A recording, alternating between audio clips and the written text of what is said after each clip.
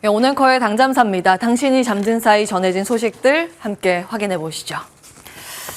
네, 세계 경제에 우크라이나 청구소가 계속 날아들고 있습니다. 어제는 세계은행에 이어서 이번에는 IMF가 세계 경제 전망치를 낮춰잡고 있는 상황입니다. 세계 경제 전망 보고서를 간밤 발표했는데요. 예상처럼 대폭 하향 조정됐습니다. 그런데 아이러니하게도 이런 경제 성장률 눈높이가 낮아지자 국제유가가 떨어지고 물가가 안정되자 주식시장은 상승하는 모습을 간밤 보였습니다. 아마도 전날 세계은행이 이미 성장률을 대폭 하향 조정했기 때문에 새로운 충격은 아니라는 시각도 있었을 법하고요.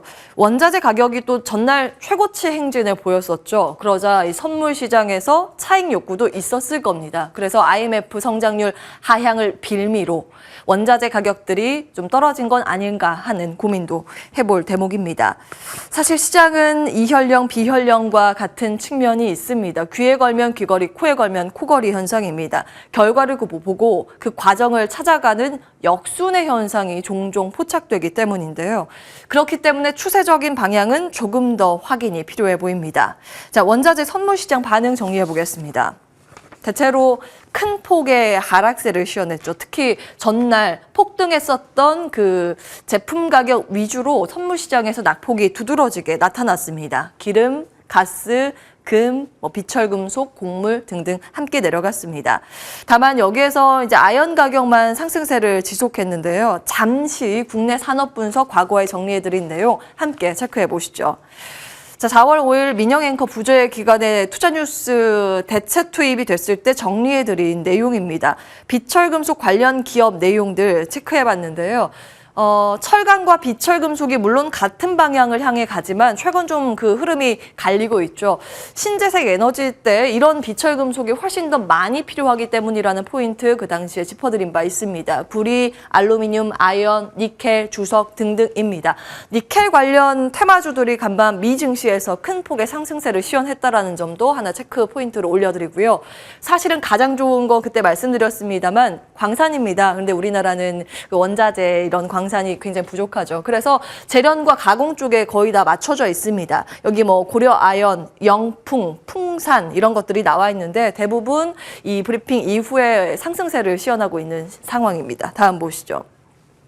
그리고 4월 7일에 또 당잠사에서 국제 아연 가격과 함께 국내의 아연 가격도 지금 역대 최고치를 달리고 있다는 점 체크해드렸습니다. 국내 아연 재련업체들이 매달 모여서 그 가격을 협상하거든요. 그런데 4월에 또 이 가격을 올렸다라는 소식 전해드리면서 증권가에서는 목표가 줄줄이 상향 조정되고 있는 상황, 그리고 실적에 대한 기대감 올라가고 있다는 분석 함께 정리해드렸습니다. 고려 아연 친고가 행진을 연이어서 이어가고 있고요. 이 내용만 추가적으로 업데이트 해드리겠습니다. 65만 7천 원 달리고 있네요. 네, 원재료 가격을 판매 가격에 좀 전가시키기 용이한 기업들이 무엇인가에 대한 고민 지속적으로 필요해 보입니다. 다음 보시죠. 다시 본론으로 가겠습니다. 미국으로 자리를 옮겨볼 텐데요.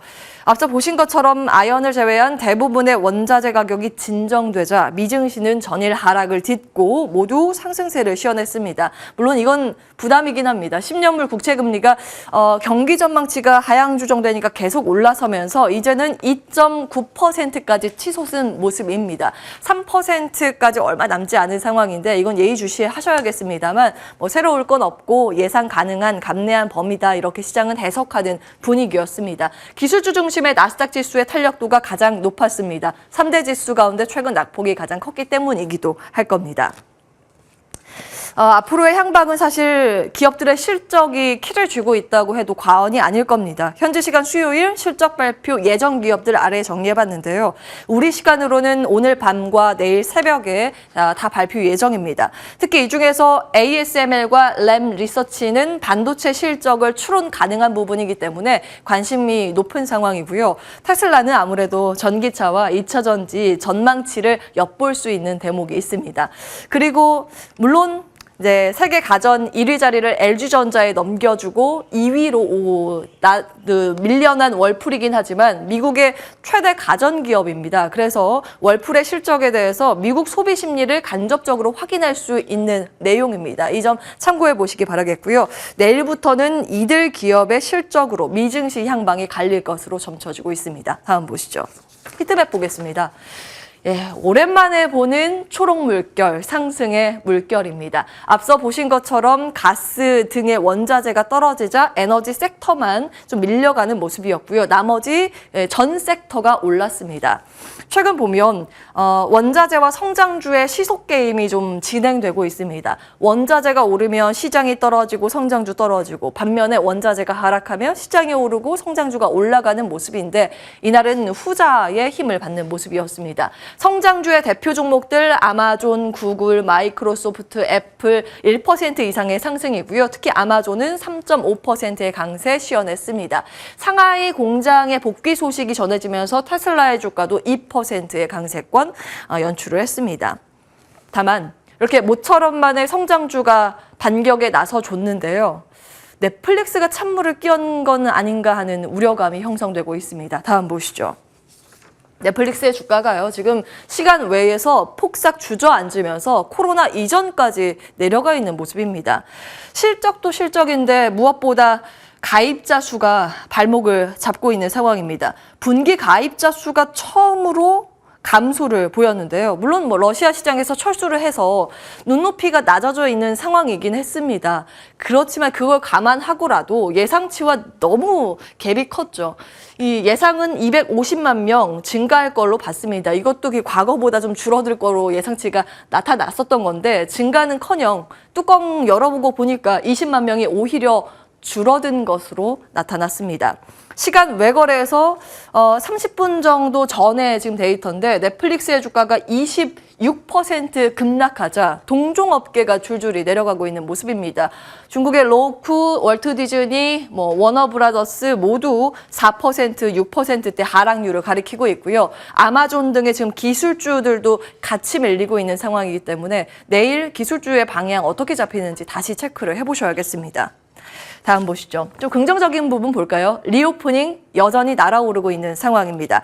미국에서는 이제 대중교통에서도 마스크 의무화에 대해서 해제가 된 상황입니다. 마스크 이제 벗을 수 있게 됐습니다. 연방법원이 이게 무효라고 판결을 내린 건데요. 물론 각각의 지방정부에서 벗을지 말지는 따로 논의해서 결정을 하겠지만, 주식시장에서는 리오프닝 관련 테마주 날아올랐습니다.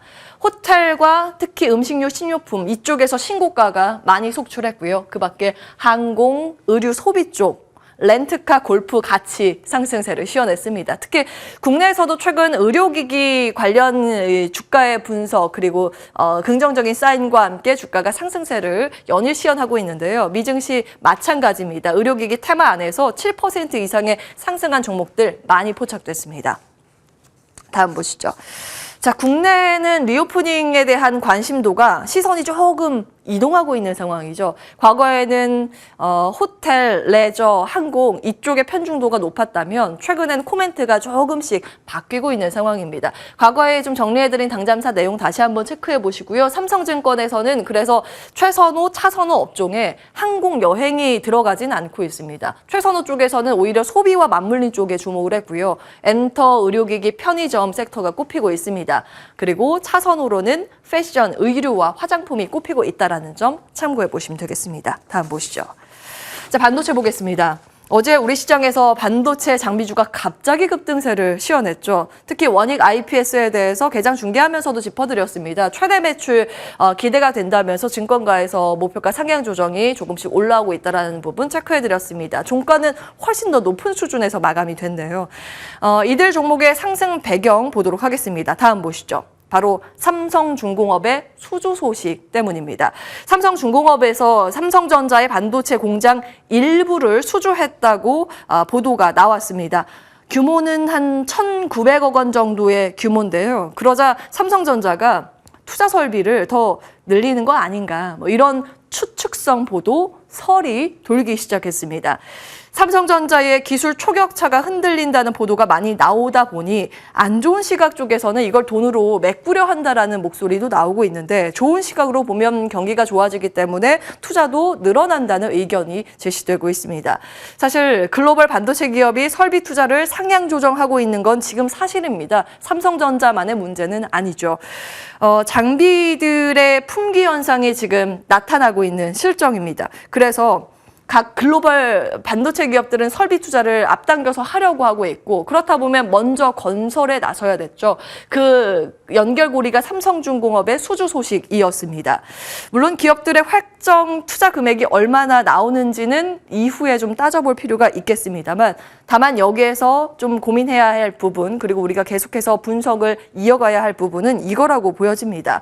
지금 반도체는 수요보다 공급에 대한 수치들이 관련주의 주가를 좌우할 가능성이 높다는 생각입니다. 온앵커의 상담사였습니다.